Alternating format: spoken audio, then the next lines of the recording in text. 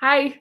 So I'm just doing another go live just to experiment with this. A lot of this is just about getting comfortable, just talking on camera. And I just want to get better at this. And all the conventional wisdom that's shared is that you just have to keep giving it a shot and being bad at it. So my aspiration, I want to see how far I can get with this and how much I can do with reading the book cover to cover. So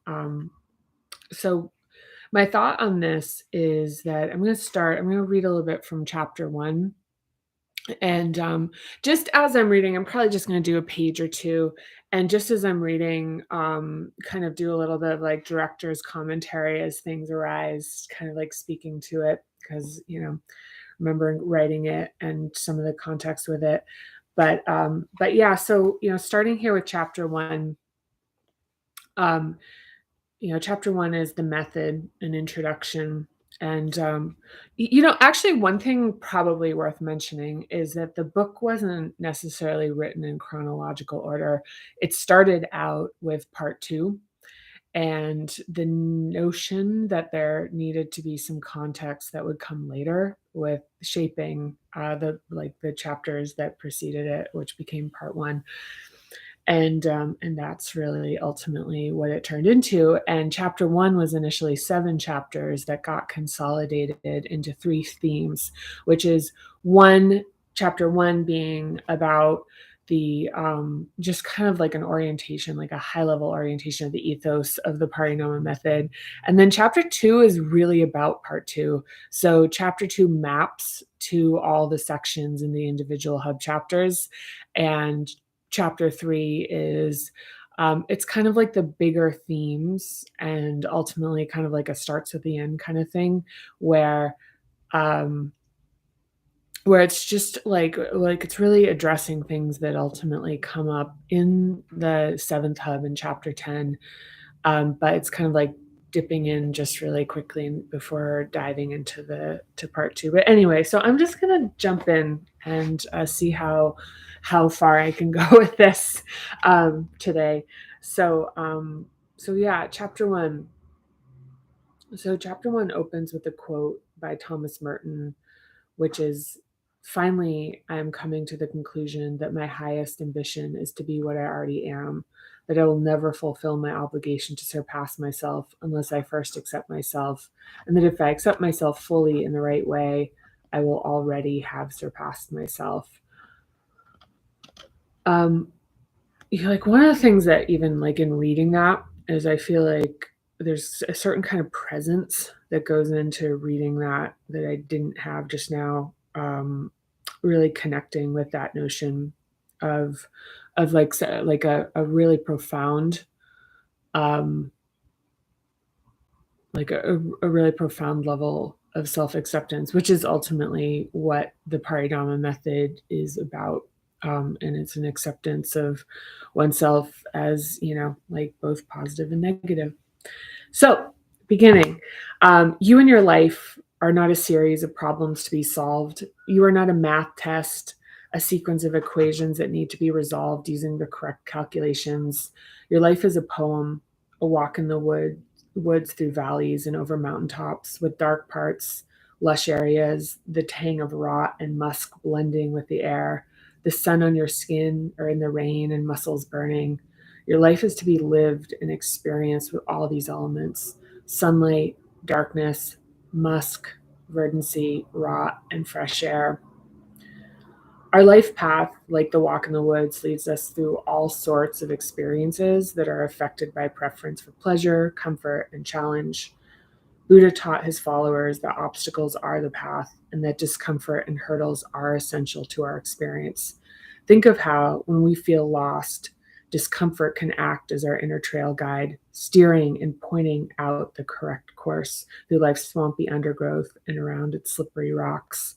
A diviner that tells us to pay attention to where to that we're going in the wrong way.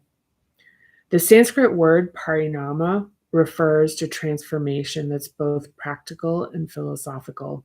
It can be both contemplative and applied. Perhaps you can remember seeing water pooled in a gutter with an iridescent rainbow floating on it. The colors shift, combine, and shift again, and every new arrangement is complex and beautiful, an ever changing puddle of water and pollution, demonstrating paradox, perspective, and ambiguity. It's showing you infinite ways to see the same phenomenon arising from the same matter, and all you have to do is look.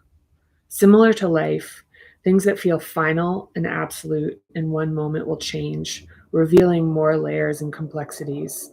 Insights can show themselves over and over in infinite manifestations, all magnificent, all different, yet somehow all the same. This is being in the parinama, staying with it, waiting for clarity to emerge.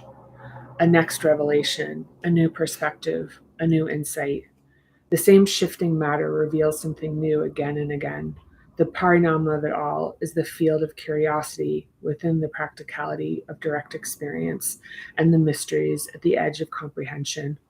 This is where you reconnect with the spark that starts everything, the spark of life that contains all that you are and the infinite potential of all that you can become. Hmm.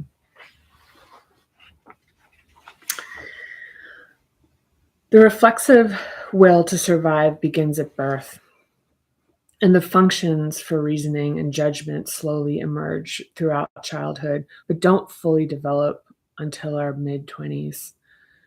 Because they came first, our safety and survival reflexes have seniority, and their rip current force continues to pull us towards security and away from the uncertainty of trying and creating new things. Physical safety, a condition, and security, a state, are essential and often misunderstood and maligned as a lack of bravery instead of being respected for what they are, the required foundation for the survival of all human life. You live because you're programmed to survive, and your nervous system sees change as a risk to your safety, creating inner tension that activates the deep biological reflexes of survival. Two common apprehensions about having an enlivened, energized, and peaceful life of purpose are that it demands a drastic change, a radical transformation, and that you must become a different person from the one you are now. Yet change can only happen gradually, and you will always be who you are. Further adding to the tension is the unknown. When we make a change, we know the past we're giving up. We can only speculate about what the future holds. The Parinama method is a how to manual for showing up for yourself. It provides you with a framework and a method for balancing the stability of what feels safe while accessing, activating, and optimizing joy, creativity, love, and accomplishment. Hmm, that's nice. The um, so I'll read the next section, which is Dabrowski's theory of positive disintegration. And so here we go. Everyone has a unique essence and a unique destiny, both of which are bigger and broader than our safety survival reflexes want you to know. Essence and destiny can reveal themselves in dreams or in feelings, such as envy and longing when seeing others who have what you want for yourself. Our safety reflexes are very powerful, and if you attempt to override or ignore them without considering the value they provide by keeping us alive, they fight harder. And if you work with the need for physical safety, but if you work with the need for physical safety, it provides the grounding, boundaries, and consistency necessary for the transformation process. Whatever it is that burns inside you, a creative longing, writing a book, a professional goal, starting a business, any type of calling, becoming a teacher, or personal objective, more free time to enjoy life, is a message that's unique to you. How you imagine this desire may change, but the underlying nature of the impulse doesn't. If you're if feelings of fear, anxiety, worthlessness, low energy, or pain are getting in your way, consider psychologist Kazimierz Dabrowski's theory of positive disintegration. Dabrowski developed the theory to explain how a person's difficult circumstances can result in important personal development. The disintegration he referred to as a forcing function of surrender and the abandoning of behaviors, patterns, and attitudes that are blocking us from our true self. The resulting shift is regarded as positive because we increase our capacity to contain such experiences, gaining greater perspective, insight, and wisdom. This disintegration can be the falling away of defenses and survival adaptations. Those behavior patterns formed early in life that once protected you but no longer serve you. It's a difficult process to endure in the short term, but holding on to these stockpiled experiences ultimately hurts worse in the long term. Dabrowski believed in Plato's idea of essence. An individual's essence is a critical determinant of the person's course of life. One's essence sometimes needs to be realized through turbulent life experiences. Dabrowski viewed psychological tension and anxiety as necessary for growth, disintegrative processes that are ultimately positive. He also agreed with Socrates' statement that an unexamined life is not worth living and believed that people who fail to go through positive disintegration may spend their lives in a state of what he called primary integration, that is, lacking true individuality, stuck in a life taken only at face value. So take comfort in knowing there's potential for growth and personal evolution available in every situation. Yeah,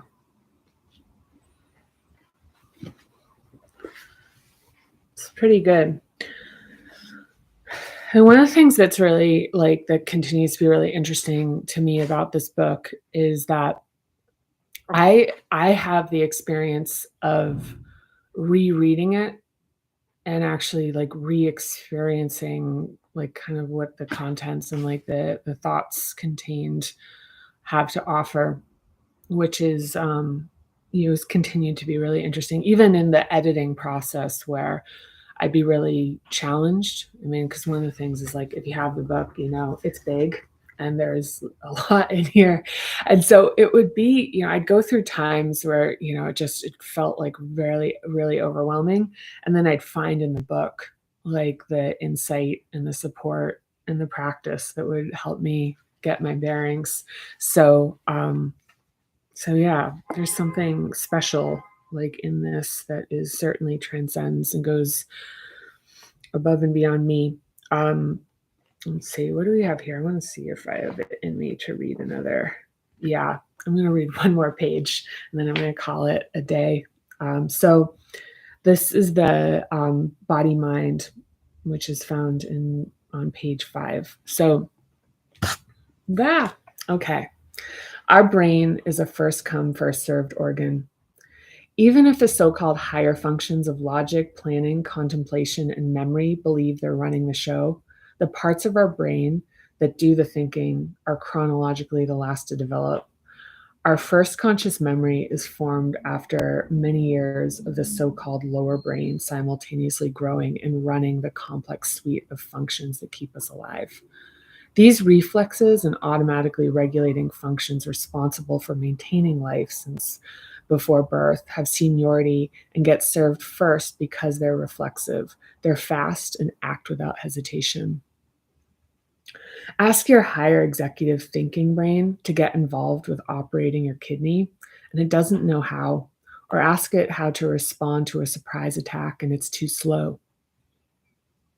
But ask the executive thinking functions to consciously evaluate and reshape behavior you wish to change, and transformation becomes possible. This is the body mind, reflexes and conscious action working together. When we begin to unlock, restore, and develop greater functioning of the body mind working in concert, it's important to respect all levels of our brain and in order to achieve greater harmony and coherence within ourselves. Psychologist Mihaly Csikszentmihalyi, I don't think I've ever even tried to say that out loud, um, used the term flow states, and that is optimal experiences to describe people in highly focused mental states. conducive to producing. Actually, I'm going to reread that. Um, so the psychologist see, like, honestly, this is literally, there's an entire alphabet there. And it's funny because I've like written and read this name many times. This is the first time I've tried to say it. So they use the term flow states, that is optimal experiences, to describe people in highly focused mental states conducive to productivity, as being so involved in an activity that nothing else seems to matter. It's the feeling we have of great absorption, engagement, fulfillment, and skill, often when ignoring concerns for time, food, and other common preoccupations. But without a sense of safety and security, we cannot relax. So when we respect and understand the parts of our brain responsible for survival, we can consciously work towards growing our capacity to feel secure and invite flow states to become possible and more frequent. Our first memory is a clue of when higher brain function began to develop. In our early years, the advanced functions exist on our developmental roadmap as potential, while other areas of our brain are present and active. The preverbal ancient technology of reflex, automatic regulation, reaction, and response operates with little to no conscious effort.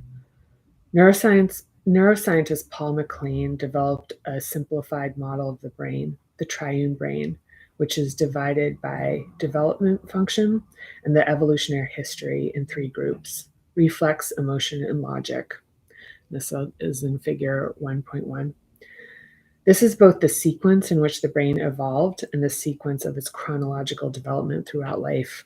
And while our adult brain is always thinking, our reflexes are like keeping us alive very seriously, and attempt to override anything that puts us in uncertainty or danger, such as any type of change, large or small.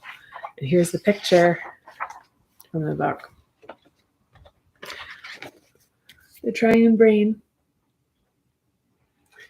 which can be found on page 6. So I made it to page 6, and like many more to go.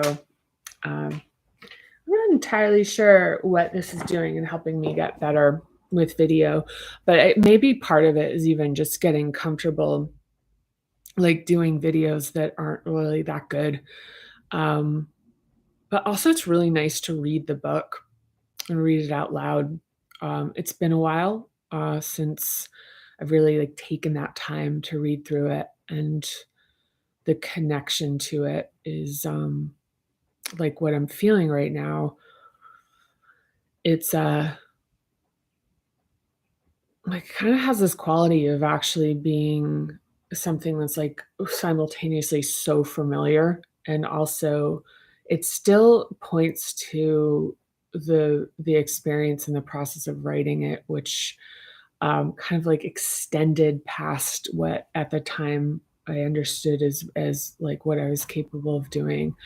So so it's interesting to like have that experience, and it's also interesting to do it publicly, which probably is like the part of like what this helps develop. But anyway, um, so if you've made it this far, thank you.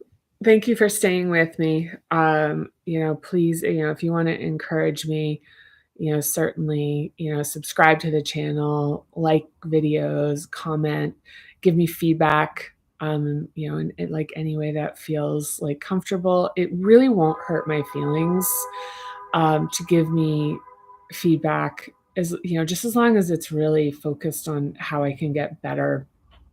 And there's a lot for me to figure out, just like camera presence, things even about the production of videos, which doesn't necessarily apply to live stream, but there's a lot for me to learn. And yeah, and I really feel really committed to this medium as being a way to support folks in this practice and doing this together. So again, I just want to say thank you, if you are watching this.